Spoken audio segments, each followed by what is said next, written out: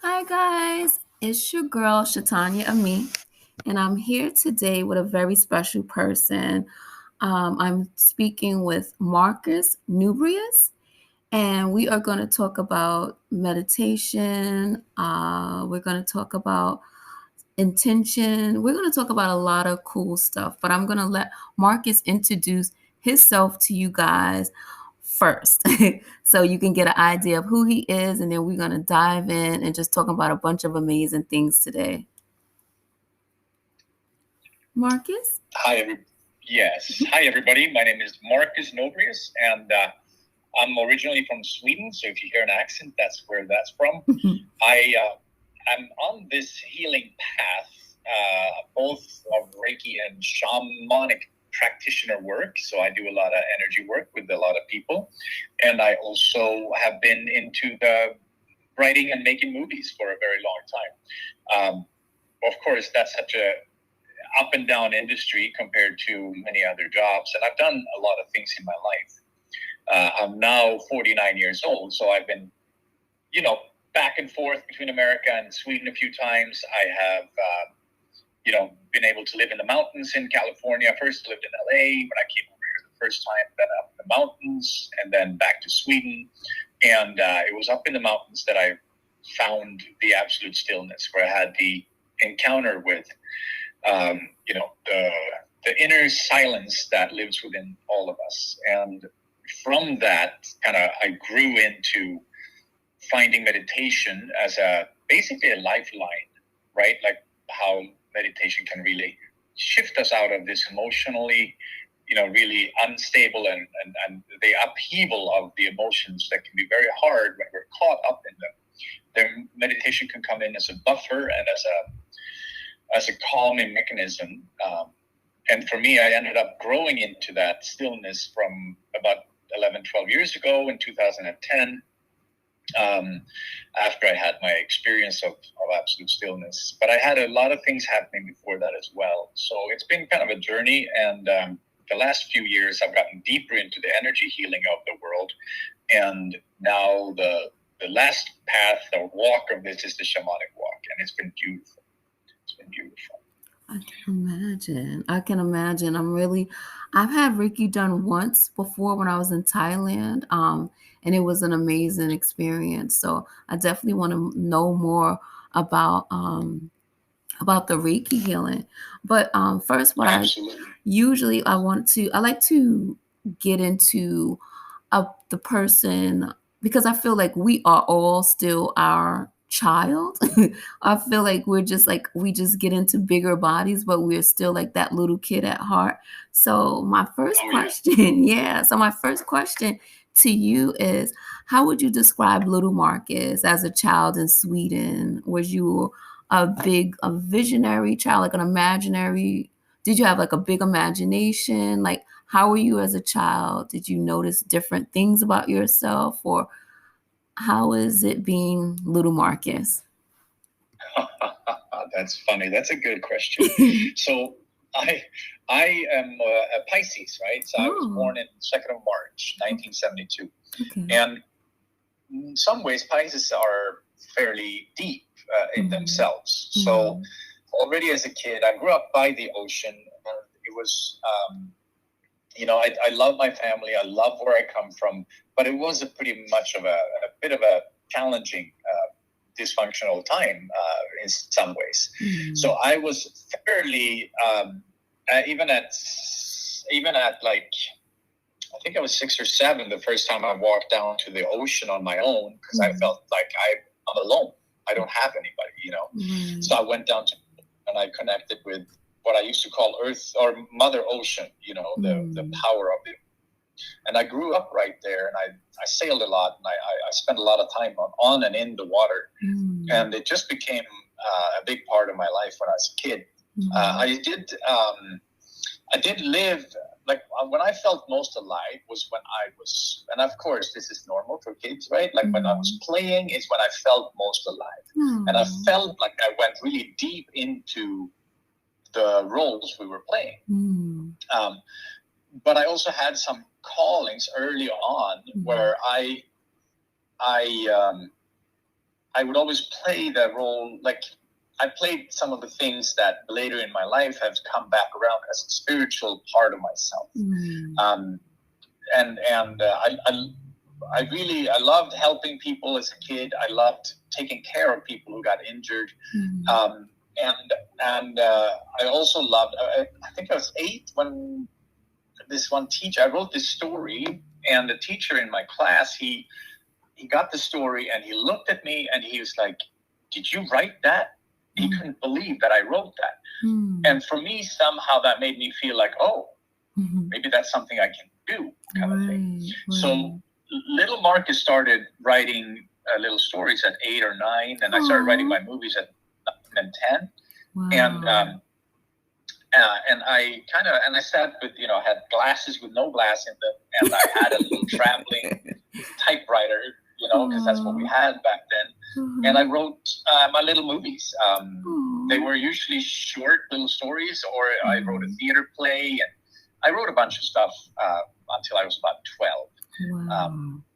And then life kind of kicked in and got very dysfunctional. That's alcoholism happened in the family, and I ended up kind of shifting gear. And school also changed from, in Sweden, the system is set up so until you're about 12, you can still be pretty creative.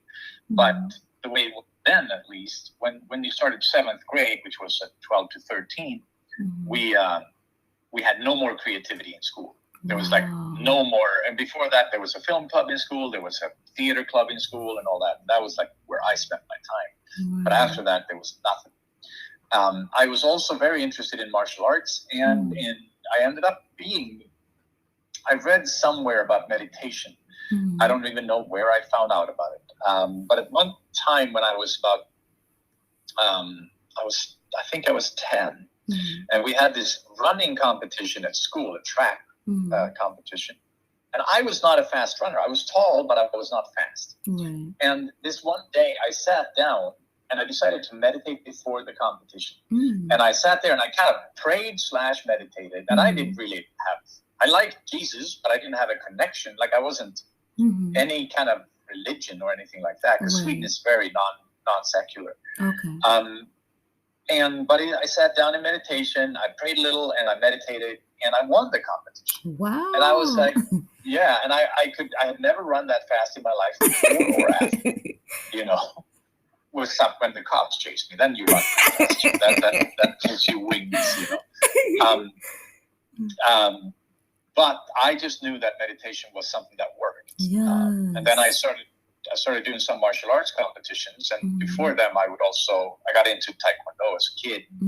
I would also meditate, and that would also help. And the times I didn't meditate, like the first time I didn't meditate, I broke my hand in the fight, and I lost the fight, right? And like it became very obvious that there are things that could be done that would work. But I also was kind of veering off track a lot, and I felt like I started drinking kind of early. I started smoking cigarettes kind of early, and I just kind of got into that, the other side of things where, the crowd. I fit in with the crowd that didn't fit in, basically. Right. So we were cussing at teachers and just acting out, stealing shit and destroying things and all that stuff. I get it. So as a kid, I was a little bit lost, like going back and forth. Right. And especially with them, I'm sorry. And I was saying, especially with them removing the creativity from school, your outlet was kind of missing. So it's like you're kind of like looking for, somewhere to put all that energy and put all that creativity. That becomes a problem too.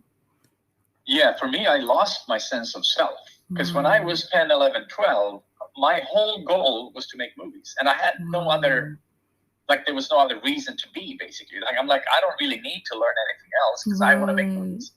But then all that outlet for that was taken away. And suddenly I didn't really have a purpose. Because it was sort of like, well, I'm going to regular school. There's no specification. There's no specialization, so you can't learn. I couldn't learn more about it. And this is back in the 80s, right? So in Sweden at that point, there was no film schools in Sweden that you could learn, except for when you were, at a university level, at 12, Right. there was nowhere to go. Wow. So it was so I ended up losing my sense of self, and I didn't believe in myself anymore. So that became a big part of a long journey of just, because the inner voice became very loud.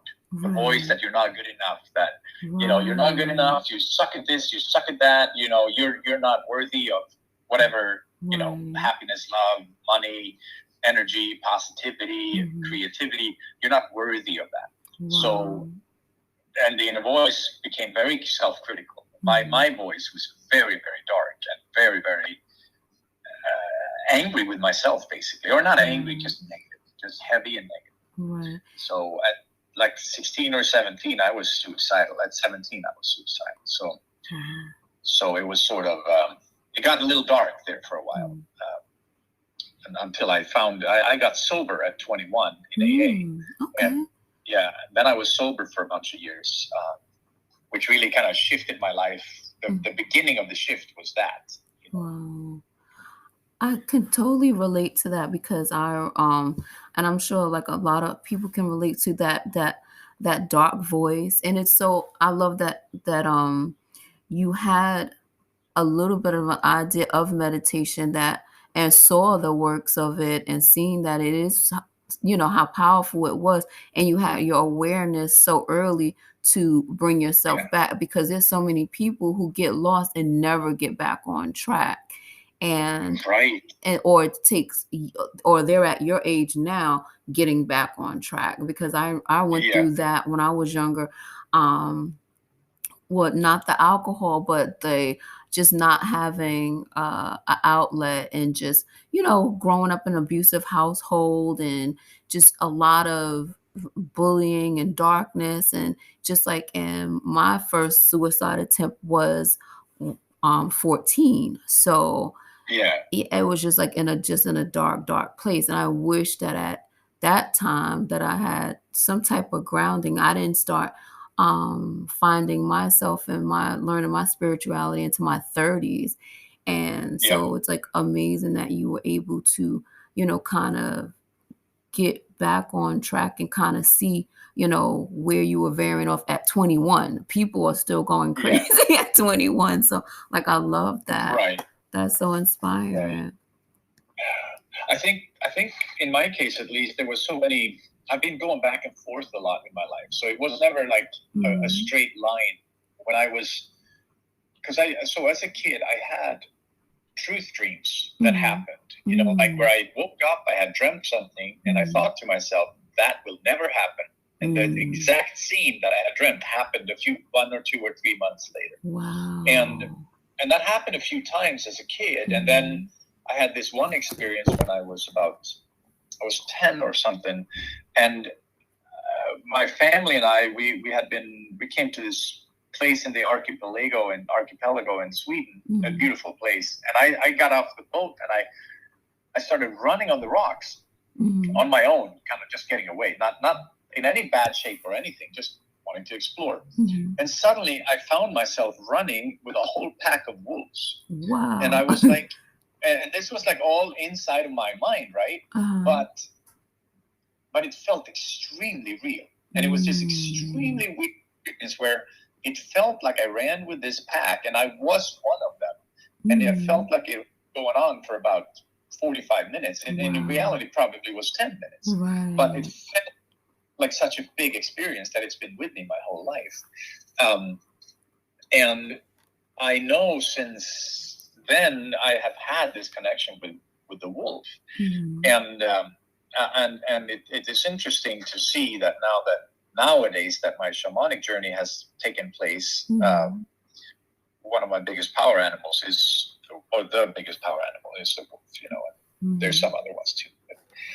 But it's interesting to see how our lives actually in the background, beyond the mind, right? Because your mind is sort of what takes on the suffering, takes on the pain, where when you were 14, you were ready to check out. You were ready to be like, nope, this is not working for me. Right. And I was ready to do that at 17, And interestingly enough, underneath the mind, on the other side of the mind, in the energy of the body and energy of life, you have the frequencies of your power animals and your guides, Exactly. but we hear them when we're in that dark place, because his Right. mind is so, you know. Exactly. And that's the reason why I like to go back from to like when I speak to people like yourself, I like to go back to the childhood because I feel like so many people don't realize that we are born with our purpose, we're born with our healing properties, and we're born with everything that we already need within us.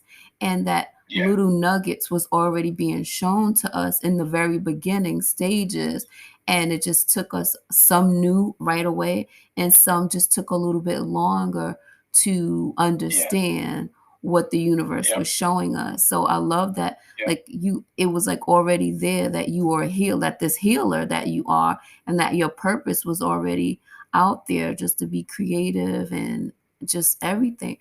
So my next question to you is so what was your okay, were you like a movie buff? I know you started writing movies when you were little. Were you a movie buff? Did you like to watch movies a lot with your family? yeah. Oh, okay. Well, Okay. I watched movies with the family, and then Mhm. I watched them on my own too. Okay. I just, and I had a very strange film taste as a That's kid. what I was just gonna ask you. What was your film Yeah, taste? even though I did like, I Mhm. liked the regular stuff. Like my dad and I and my brother, we would watch on Sundays. We'd often watch John Wayne Mm. westerns, right? Okay. And that was nice, Mhm. And then, but I got into Ingmar Bergman, and I watched one of my favorite movies of all times is one called The Seventh Seal, which Mhm. is that very famous scene where Death is playing chess with a knight on a beach, Mm. and it's a beautiful movie, but it's very strange for us. Like I was probably 8 or 9 when I started loving that movie. There's something about that movie that just spoke to me, Mm. and then I had some, but then on Star Wars. I mean, I saw not the first one in the theater, but the second and third I saw in the theater when it Mm. came out. My mom snuck me into Grease. I was way too Aw. young to watch Grease in Sweden, but she snuck me in at 6 or 7. Aw. There was maybe 8, I don't know, 7 or 8, something like that. But it was beautiful to. I started. I don't know what it was about movies. I just Mhm. that and I also have a deep love and reverence for theater, which is that Mm. the original art of the movie making. So I love that. I love yeah, that. yeah. And when was what was your first script? Your first professional script? Like what was that about? When did you write Oh, it? that was a lot later. So Okay. I actually my professional scripts have been coming around the last maybe 10 years or something Mhm. like Okay. that.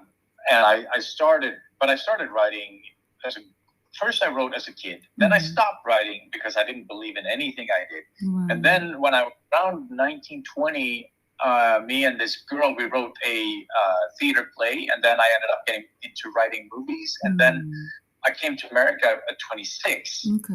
and I've been trying to write movies before that, but I didn't know how to do it. So I Okay. came to America. I took script writing and filmmaking at Santa Monica College, Mm. and suddenly I got to write my first feature film. Wow. And back then, I thought that if you write one feature film, you'll be home free. That's what we used to say, right? Right. Everybody's like, just write your first movie and sell it, and you'll be great. Right.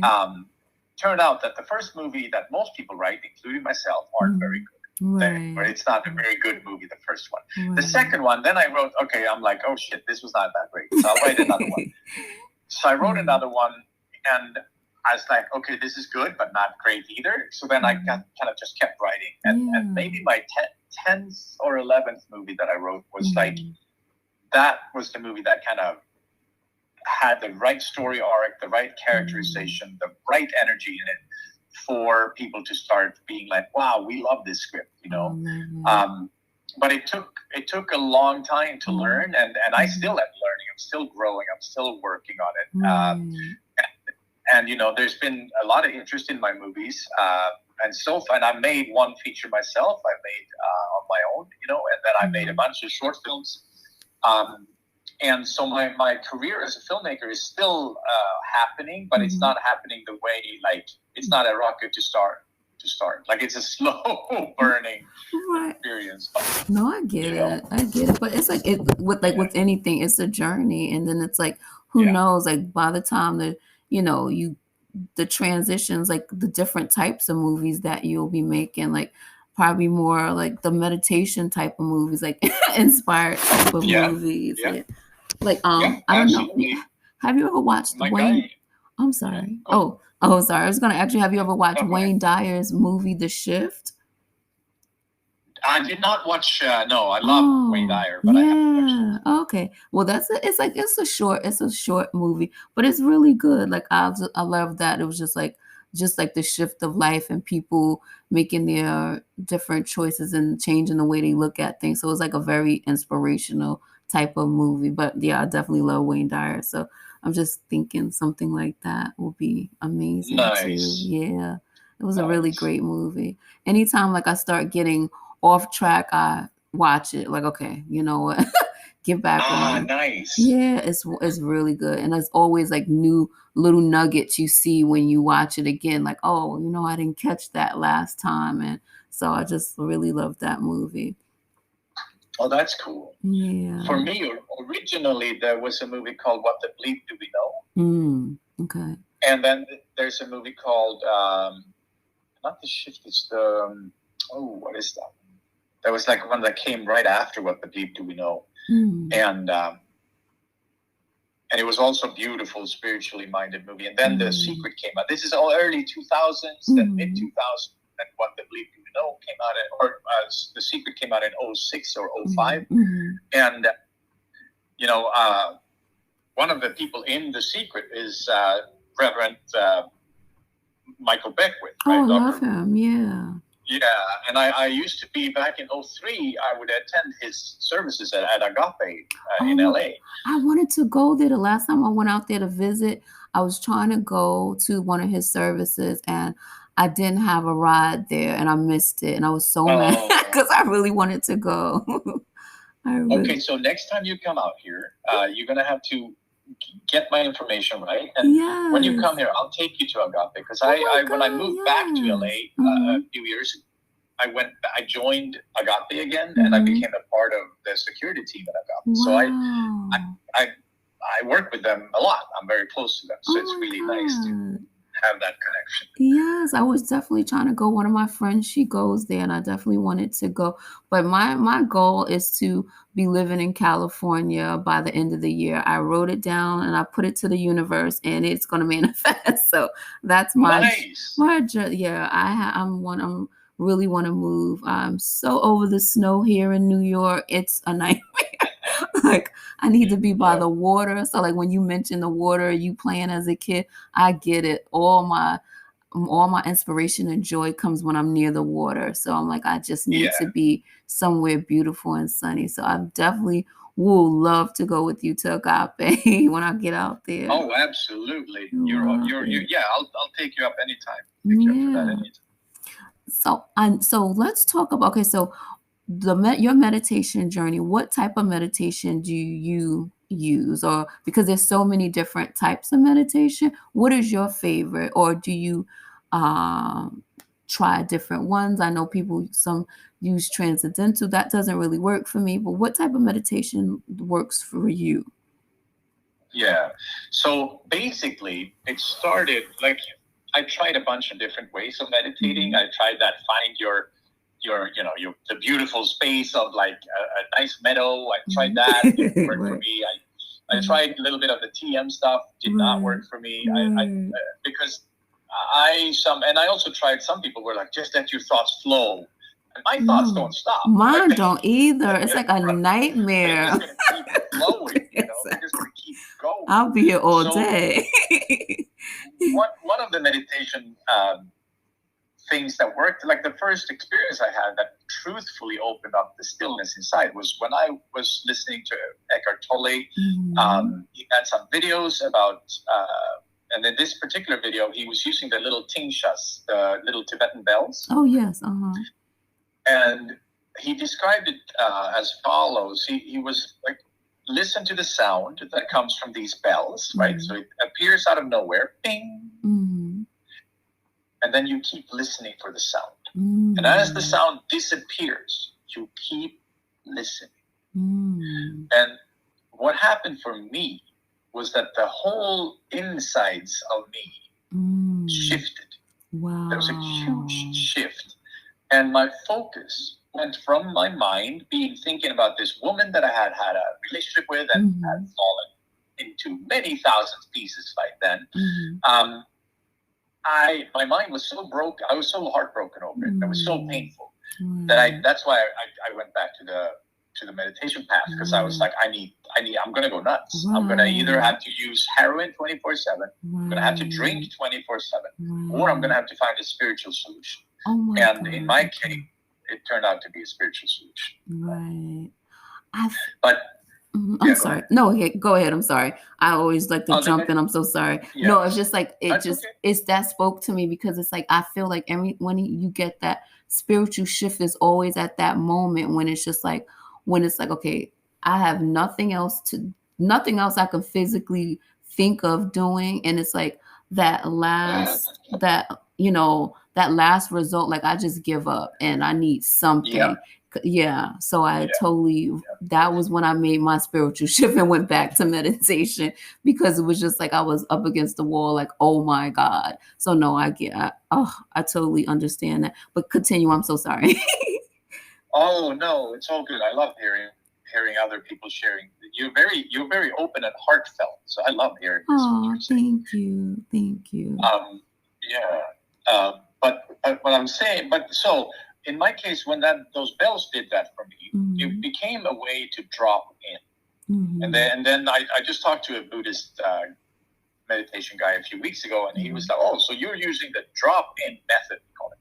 And I guess some people call it that. Like, basically, I found a way to stop my thoughts from running. Wow. So I found my body learned a way to completely shut, because we can almost experience the train of thoughts in our mind, right? Like there's a long train of thoughts, many cards, thought, right? Yes.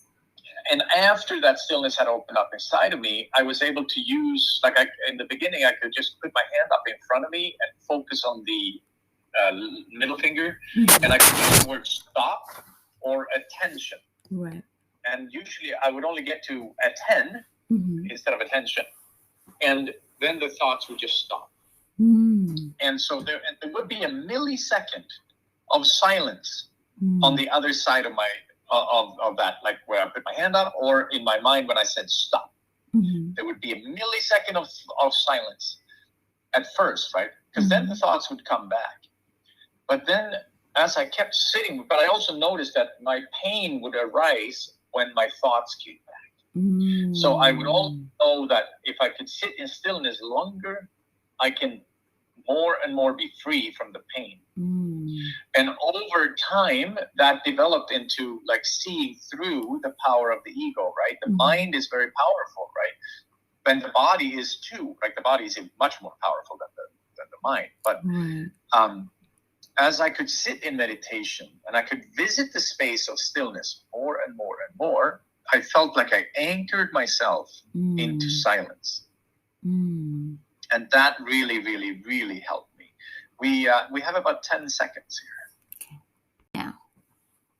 Cool. So for me, sitting and anchoring myself into the inner stillness, the inner grand silence, was the ultimate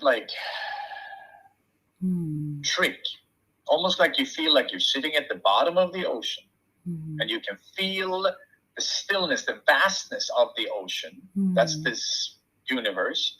And you can watch your thoughts come by as fish that swim by you. And if you don't interact with the thought, if you just let it pass, you don't really grab onto it, you can still feel and see the stillness and the vastness that's around the thought. The thought doesn't have to become you, and you don't have to identify fully with the thought or the feeling that's connected to it. So that's a good start, right? Like that's a beautiful way to start to find the way into our silence. And from there, I found that I still needed to heal my body. Mm-hmm. I found that I still had the traumas that were stuck in my body that came up as triggers, right? So when I get triggered, in my case, I often get triggered. I mean, violent situations is really normal to be triggered by it, because that's a very, like we need to, our physical body wants to survive, right? But then in my case, I also had a lot of jealousy issues, a lot of jealousy, both inside of me and in the relationships that I was in. And those issues broke and ruined every relationship I was in. It would also call in people who would fit my mental narrative, right? Like the filters of my brain, of my mind. So every time I met somebody, they would also be manifesting the behaviors I was most afraid of. Right. Because we attract what we think about and what we focus on. Yes. What we're afraid of too, right? Right. Yeah. No, that's beautiful. I have to try that. Yeah. That's beautiful. I haven't tried the bells. I follow Eckhart Tolle. I really love him, but I haven't. I've heard of the Tibetan bells, but I have not tried that. I definitely need to try. And this, so tell me about your Be Still app, because you have the Be Still app. Is that the type of meditation that's on the app? Yes. Okay. Yes. So most of the meditations on the app so far, we are about to revamp it. Okay. It's actually, at the moment, it's down. It's going to be back up within about a month or so. Okay. And the what you call it, the revamped version will have a few more, because what we have now is a few hundred meditation videos. Some are guided meditation, some are inspirational talks called happy talks, and some are deep divings, which are more, deeper talks around our spiritual nature and how we can align ourselves with different feelings on grieving or on happiness or on loving relationships, how to create loving relationships, and all of these things, and so there's a bunch of talks like that. Our new version of the app will also contain some timer videos that you can time yourself, so you can only time yourself and sit with meditation. We're also going to have shamanic videos where you can do shamanic journeying, and you can also we're also going to have a few Reiki inspired videos on the app.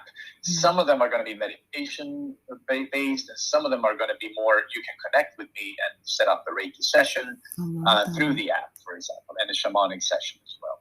I love that. So the app is sort of moving away from, before we were a straight up meditation app, and now we're moving to mindfulness, meditation / mindfulness. Oh, I love now that. We're coming into being a shamanic / Reiki app. Okay. So it's about getting a little, and we also realized that, the marketplace is pretty full of meditation apps. So we were lucky to find another angle. As my journey into shamanic work has shifted and become very, very big and deep, then it also made that the app is now shifting too. Okay. And for our listeners who might not know what shamanic is or what Reiki is, can you explain what being a shaman or a Reiki master is? Can you explain what these things are?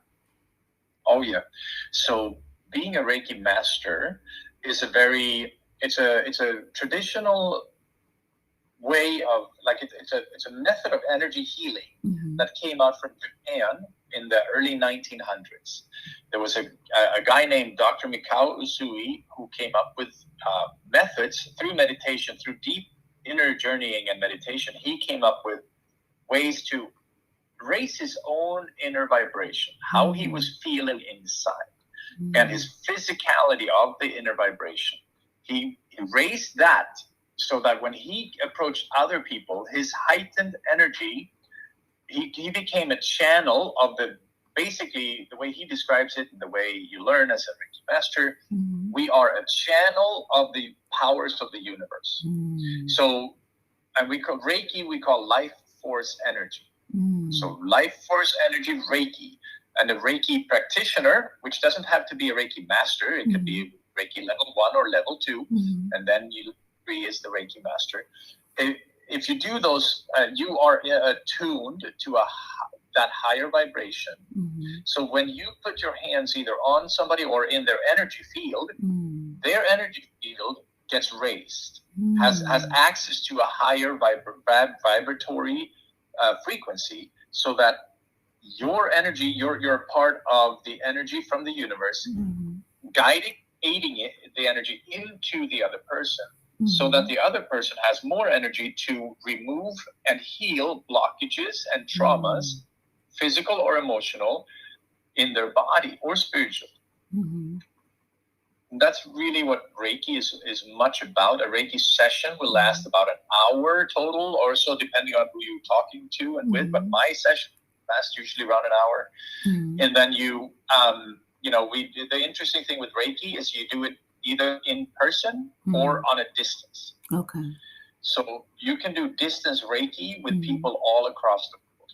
And it's very strange. It's hard for the Western mindset to understand. It is. What It the heck totally is is. this? It totally is, because people look at you like you're Yeah. crazy. Like, what? When I came back Yeah, from exactly. Thailand and told people that I had Reiki work done, they're like, oh my God, and like so spooked out. And I'm like, "Ah, you don't even understand how beautiful and amazing it was. When I had it done, I didn't understand, because I love your definition and how you broke it down, because I didn't get that. Although like my healer that I work with out in Thailand, she's amazing. She's a beautiful person, but she didn't explain to me the frequency part.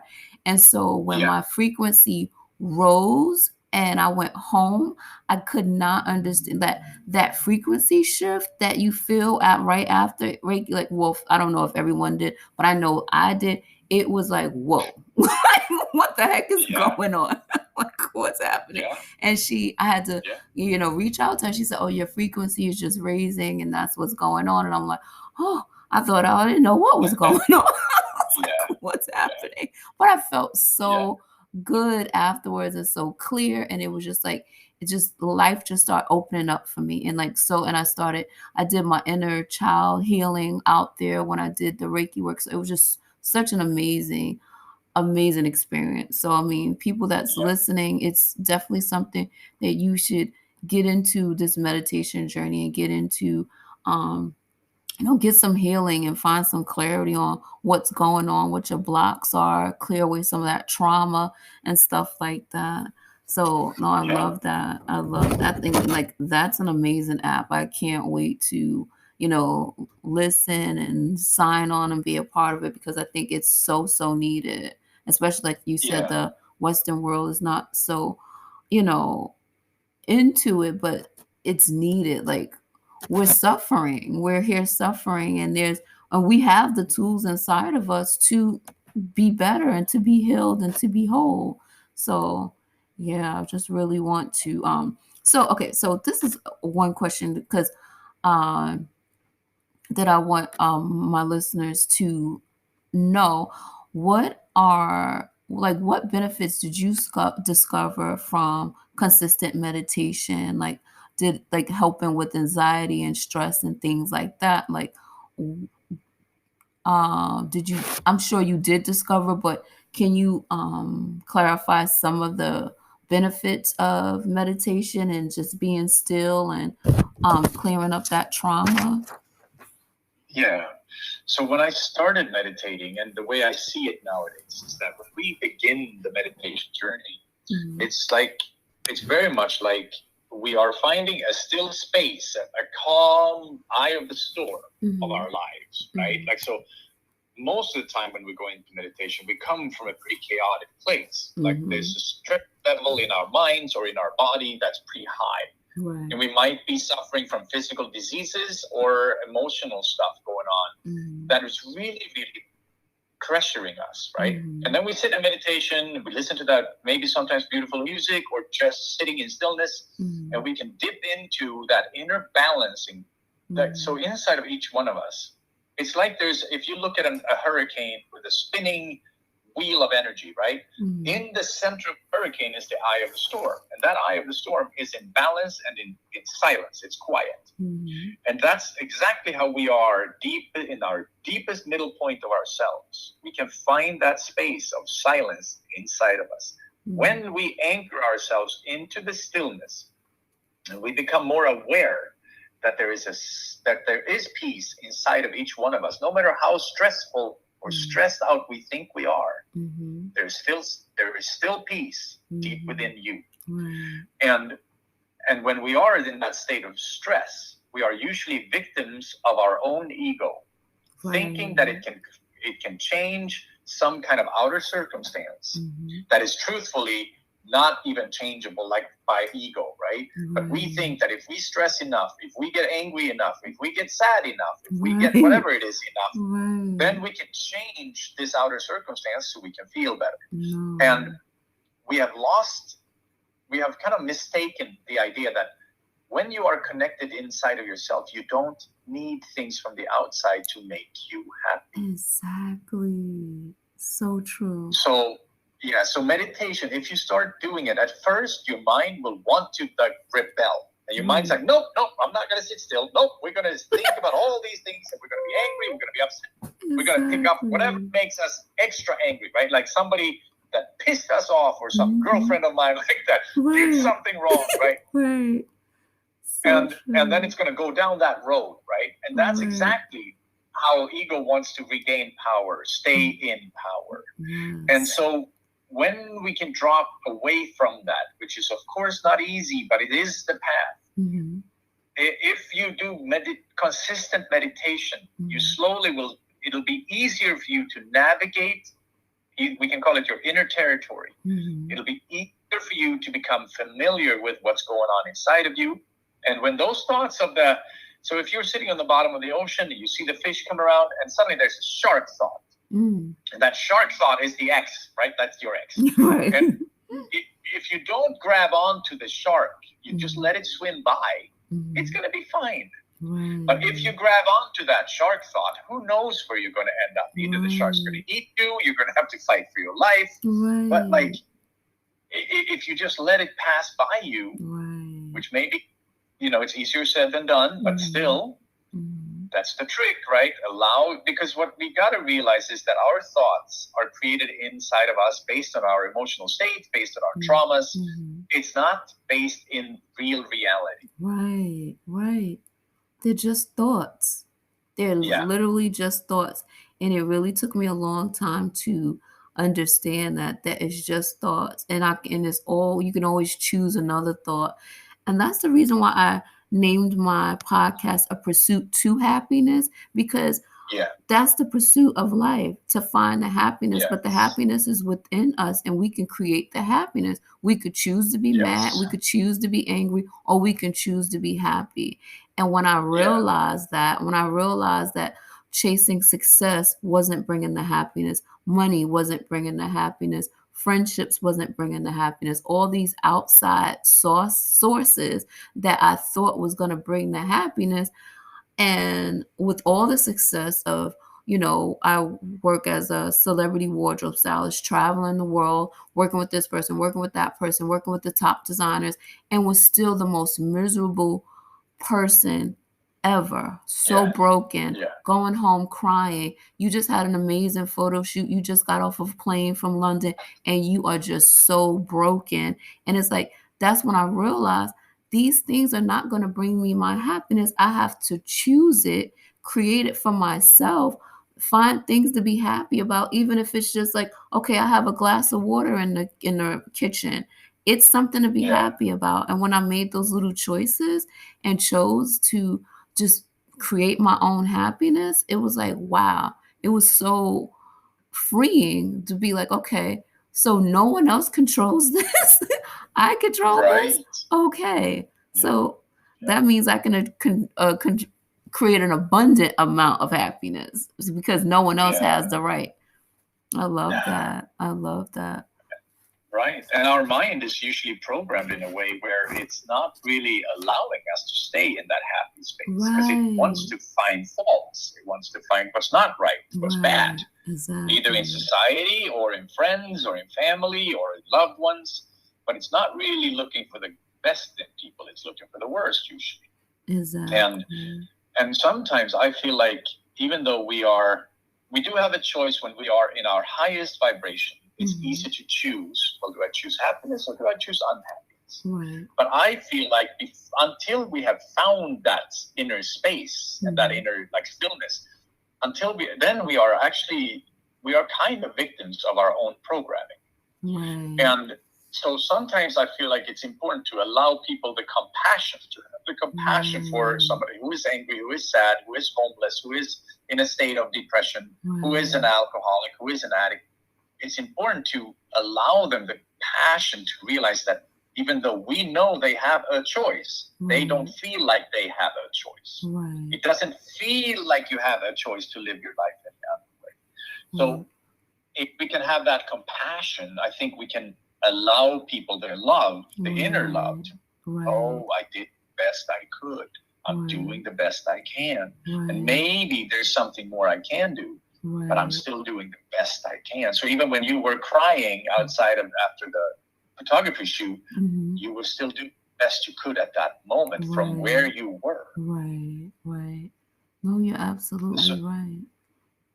Because it's sort of like our programming is very powerful. Our mental, emotional programming from both childhood and generational trauma and generational like living in DNA and society.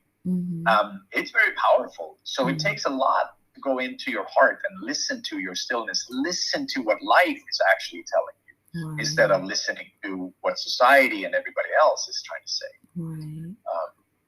So I found also one thing, when we dive deep into ourselves, we also realize and recognize that life itself is a creative force. Life is creation.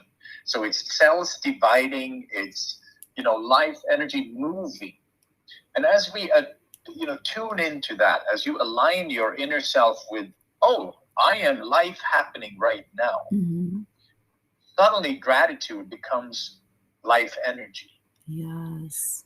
So then suddenly, even though it's good to start our gratitude journey from I'm grateful for having a roof over my head, I'm grateful for food, I'm grateful for a desk or whatever, a car, but into the deeper sense of it, the energy of life itself, that's both gratitude and where we begin to be almost like the flowers in the spring. When the sun hits them and the flower starts to bloom, and we can feel that, oh my God, life is returning.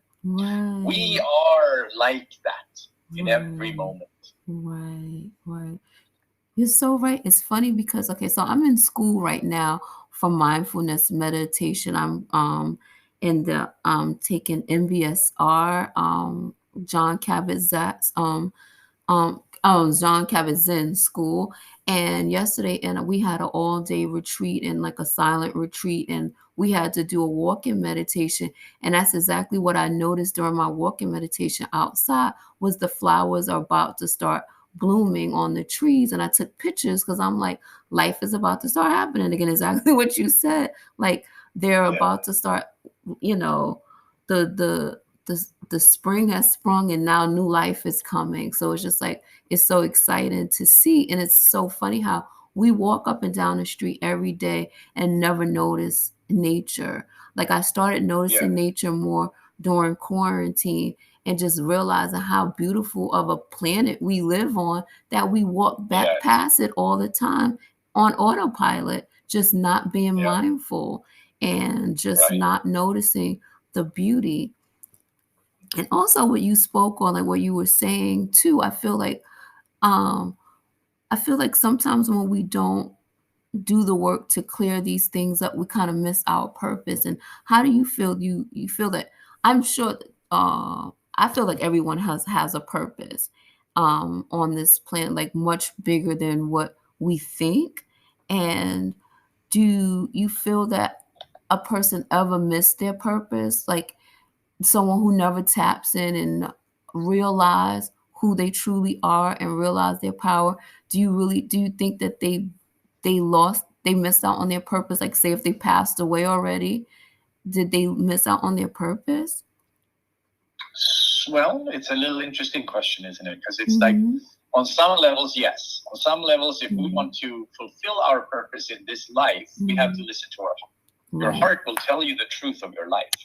And if you listen to your heart, you may live a life very different from how you're living now. So on some, and it's not about go out there and being like rude to your children, right? Like, it's not about that. It's about being fully present in the now. And if your heart wants to go and sit at the ocean for one day, do it. If your heart wants to change jobs, freaking go and change jobs. Exactly. God and heart tells you, because you don't know why the heart is telling you that. Because mind lives in retrospect. Mind is based in fear and lives in retrospect. And it lives on past experiences, trying to prevent more pain from happening. While the heart, it can see around the corner. The heart feels the energy of the shift of the world, basically. So when you listen to your heart, you're following your intuition. You're following what the world really needs you to do. So in my case, it was to make movies, and then it was also to heal people. Yes. I am lucky enough to have realized that in my 48th year, learning about my shamanic healing path and going down that path, because that opened up another very, very powerful. Oh, bless you. Yep. Sorry. That's okay. That came out of nowhere. That was the universe saying, I agree. So the shamanic path is like even deeper. The Reiki healing is very, very beautiful and very powerful and very deep, but the shamanic path is an all-encompassing sort of a doctor of the soul, helping you both with physical and soul ailments and generational ailments that really, really needs to be shifted, right? So on some levels, when we feel like we missed our calling, it's when we didn't listen to our heart. And when I look at my life and I look at the relationships that have gone sour, but they were 3 extremely influential relationships in my life. And I've had, a few more relationships, but there was 3 that completely shifted and changed my whole life. And they were of karmic level relatitions, and there was a connection with these people for years afterwards. Especially 2 out of those 3 have been, and we are connected. The idea of soulmates it's very real, but going down the shamanic path opened up all this purpose and this real truthful healing, whereas it's a very broad and beautiful path to walk on. And it's helping people to actually heal things that my shaman teacher was healing things in me that I never thought could be healed. My broken heart, my broken insides,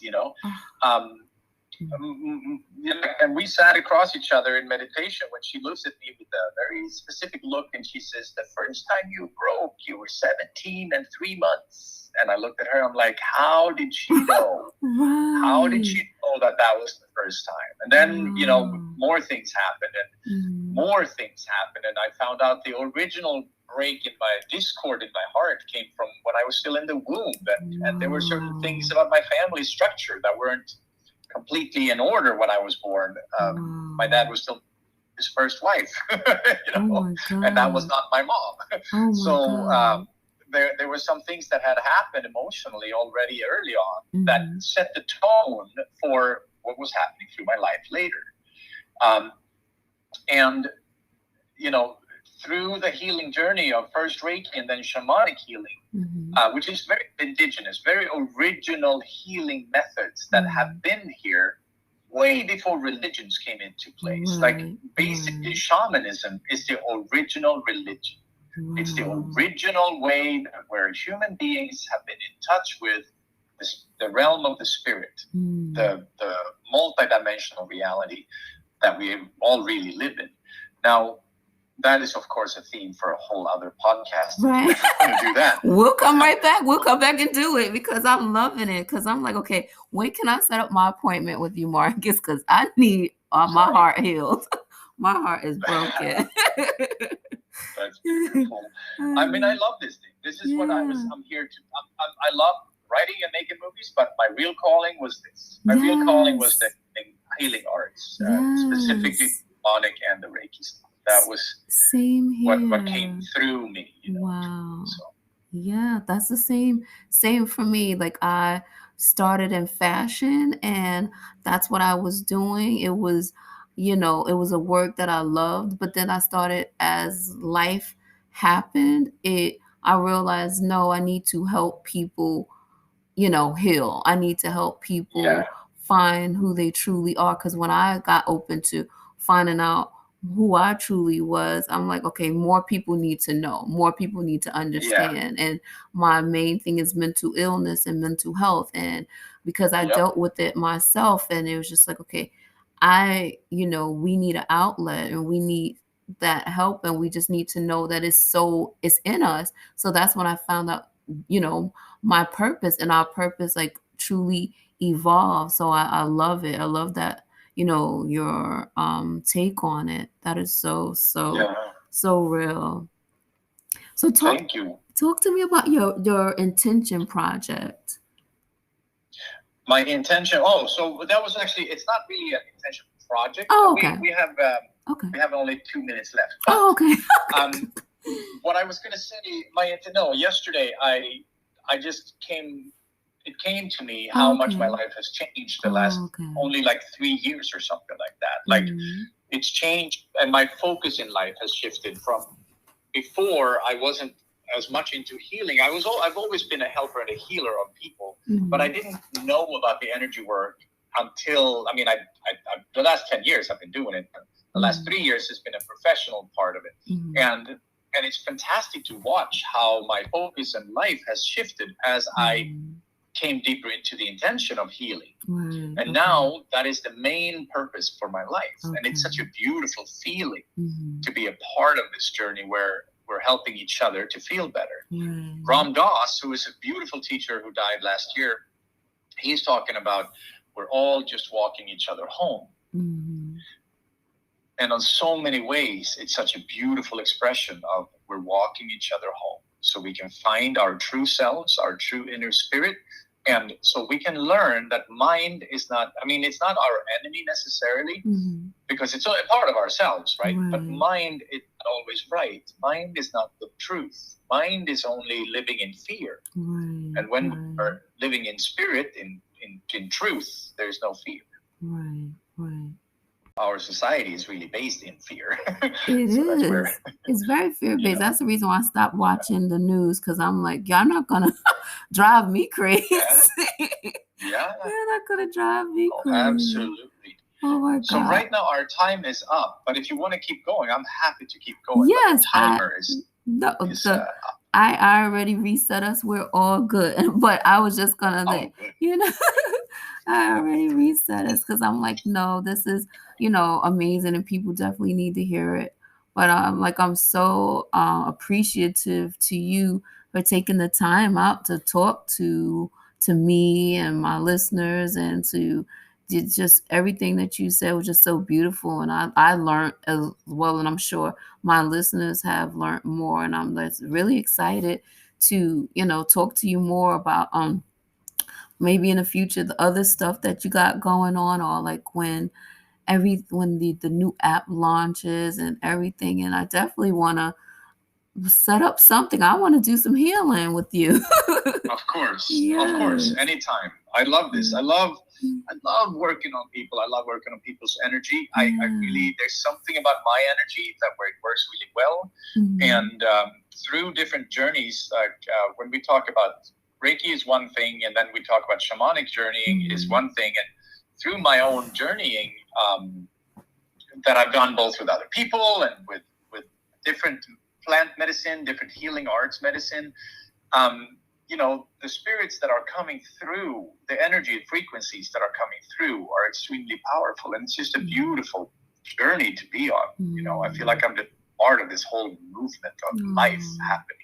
So whenever you're ready, or if you want to do something, let me know. Yes, I am. I'm definitely going to let you know, because I'm ready. Yeah. Thank you so So much, Mark. Shatanya, Uh-huh. thank you. Thank you for doing your work. Thank you for spreading the love and the wisdom and the energy that Oh, helps to raise everybody's frequency. thank You are you. doing beautiful work. Oh, Beautiful. thank you. Thank you. I appreciate that. That is definitely the intention. So thank you so much.